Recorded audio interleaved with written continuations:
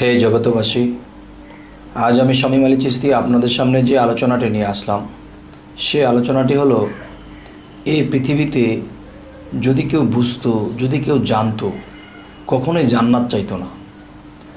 জান্নাত চাওয়া কিছু কিছু মানুষের জন্য পাপ, আর কিছু কিছু মানুষের জন্য তারা ভাবতেছে যে জান্নাত চাইতেছে।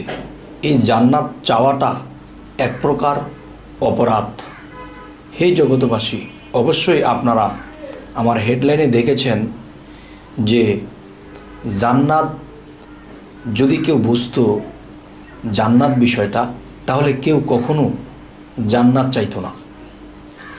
তাহলে কিছু কিছু লোকের জন্য জান্নাত চাওয়াটা অপরাধ।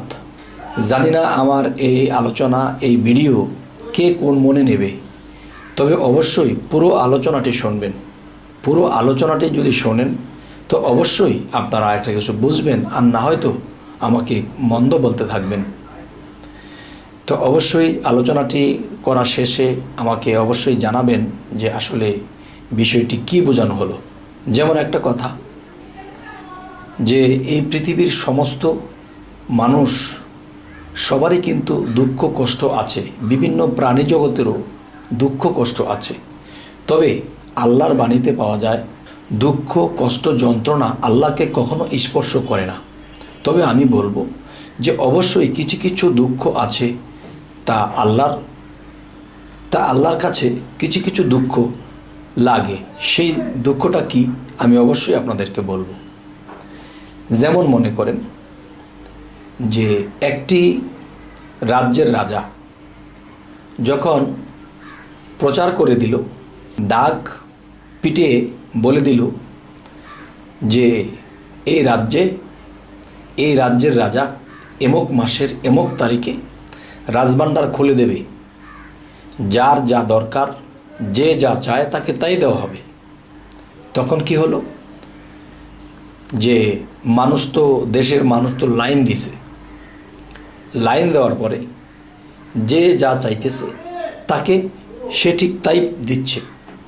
যেমন কেউ বলতেছে আমার একটু জায়গা হলে, একটু জমি হলে আমি একটা বাড়িঘর করে থাকতাম। কেউ বলতেছে আমার মেয়ে বিয়ে দিব, আমার টাকা নেই। কেউ বলতেছে একটা মামলা নিয়ে জ্বলতেছি, এই মামলাটা যদি ডিসমিস করে দেওয়া হতো। যে যা কিছু চাইতেছে তাকে তাই দেওয়া হচ্ছে। তো এরকম করতে করতে এমন একটা সময় এসেছে, তখন দেখা যায় যে রাজা একটা জিনিস খেয়াল করলো যে অচেনা মানুষ, কত মানুষ চিনি না জানি না, আমার কাছে এসে যে যা চাইলো তাকে তাই দিলাম। কিন্তু লক্ষ্য করে দেখলো তার পাশে একটা দাসী রাজার সেবা করে, যখন যা লাগে তাই দেয়। কিন্তু এই দাসী তো কিছু চাইল না। তখন রাজা নিজে জিজ্ঞাসা করতে বাধ্য হলো, আচ্ছা তুমি এত নিকটের মানুষ, আমার যখন যা দরকার তা তুমি এনে দাও, আমার সেবায় সবসময় তুমি নিয়োজিত থাকো, কিন্তু এত দূর দূরান্তের অচেনা মানুষ কত কিছু চেয়ে নিয়ে গেল, তুমি যে কিছু চাইলে না। তখন দাসী বলতে লাগলো, রাজামশাই আমি যে আপনার কাছে চাবো, আমি চাইলে তো আপনি আমাকে দেবেন না। হাই কি বলো, এত দূর দূরান্তের মানুষ, অচেনা মানুষ কত কিছু চাইলো, নিয়ে গেল, দিয়ে দিলাম, আর তোমাকে আমি দেব না? তুমি চাও আমি তোমাকে দেব। তখন বলতেছে, হে রাজামশাই আমি চাইলে তো আমাকে দেবেন না।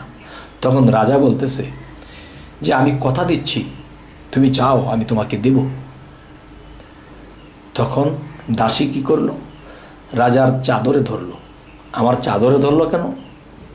তখন বলতেছে যে আমি তো আপনাকে চাই। তখন বলতেছে আমাকে কেন? তখন বলতেছে যে আমি যদি আপনাকে পাই তাহলে কোনো কিছু আমার পাওয়ার বাকি থাকবে না। হে জগতবাসী, আজকের যে আলোচনাটি, মানুষ কিছু হইলেই মোনাজাত করে, 2 রাকাত নামাজ পড়ে, বা আল্লাহর জিকির করেছে, বা আল্লাহর একটু কাজ করেছে, আল্লাহর কাছে মোনাজাত তোলে, জান্নাত চাইতেছে। তো আমি বলবো যে এই পৃথিবীতে এমন কিছু লোক আছে তারা জান্নাত চায় না, বা অন্যকে জান্নাত পাইবার জন্যে এই শিক্ষাগুলোও দেয় না। একমাত্র শিক্ষা দেয় এবং নিজে যেটা করে সেটা হলো কি, যে আল্লাহর কাছে শুধু আল্লাহকেই চায়, আল্লাহর কাছে শুধু আল্লাহকেই চায়। আল্লাহ তোমাকে পাইলে আমার আর কিছু দরকার নেই। তো রাজা কি বলল, যে আমি যে রাজভাণ্ডার খুলে দিয়েছি, এই জন্যই রাজভাণ্ডার খুলে দিয়েছি যে এই আমার দেশের লোক তারা কি আমাকে চায় না আমার ধন সম্পদ চায়। তবে আমি এই রাজভাণ্ডার খুলে দিয়ে তোমার মতন একজন মানুষকে পেয়েছি, সে যে আমাকেই চায়। হে জগৎবাসী, আমি বলবো, সে রাজা দুঃখ করে বলছে যে এই দেশের মানুষের জন্য আমি কত কিছু করি, কেউ আমাকে চাইলো না। আমার রাজভাণ্ডার খুলে দিয়েছি, যার যা দরকার তাই নিয়ে গেল, আমাকে কেউ চাইলো না। আর এই দাসী আমাকে চাইলো, আর সে দাসীকে আমি বলতে বাধ্য হলাম যে তুমি কিছু চাও। এরকমভাবে আল্লাহর কাছে সবসময় চেয়ে গেলাম, কিন্তু আল্লাহ কখনো ডেকে বলবে যে হে বান্দা তোমার কি লাগবে, সেই বলার সুযোগটা আমরা দিলাম না। তো এই জন্য বলি, কিছু কিছু মানুষের জন্য এই জান্নাত চাওয়াটা তার কাছে অপরাধ মনে হয়। আরে আমি যাকে চাই তাকে যদি পাই তাহলে তো সবই আমার হয়ে যাবে। যাই হোক, আজকের এই আলোচনাটি যে আল্লাহকে কখনো দুঃখ কষ্ট স্পর্শ করে না, কিন্তু এই দুঃখটা স্পর্শ করে যে আমি এত আশা করে বান্দাদেরকে বানিয়েছি, তারা আমাকে চায় না, আমার কাছে জান্নাত চায়, আমার কাছে ধন সম্পদ চায়, আমার কাছে কিছু কিছু চায়, কিন্তু আমাকে কেউ চাইল না। এই দুঃখটা আল্লাহর লাগে। এ হলো এক বিষয়। আরেকটি বিষয় হলো,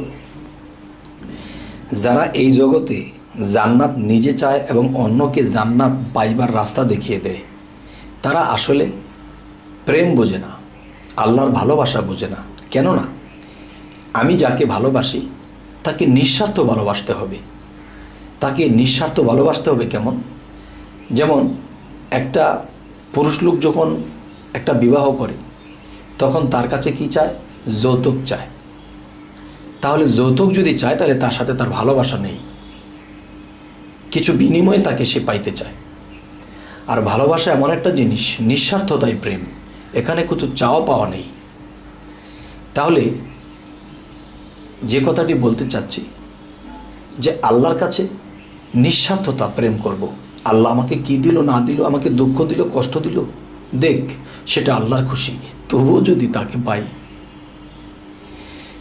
হে জগতবাসী, আজকের এই আলোচনাটি এই জন্যই করলাম যে আল্লাহ কিন্তু এই বিষয়ে কষ্ট পায় আমাদের কাছ থেকে।